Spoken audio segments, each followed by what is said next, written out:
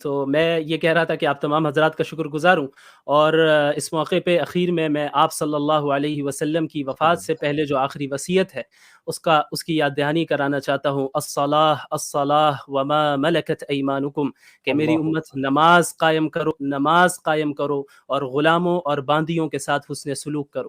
دیکھیں یہ وہ نبی ہیں جو انتقال کے وقت بھی، وفات کے وقت بھی غلام اور باندیوں کے حقوق کی فکر کر رہے ہیں۔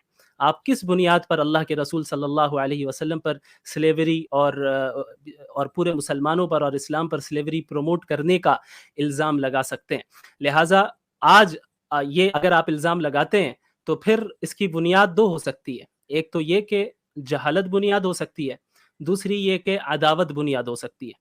اگر اس کی وجہ جہالت ہے تو میں سمجھتا ہوں کہ آج کی اسٹریم میں سلیوری کے مسئلے پر جس طرح ہمارے اسپیکرز نے اپنی بات کو پیش کیا ہے، یہ انشاءاللہ یہ اسٹریم آپ کی جہالت کو رفع کر دے گی انشاءاللہ۔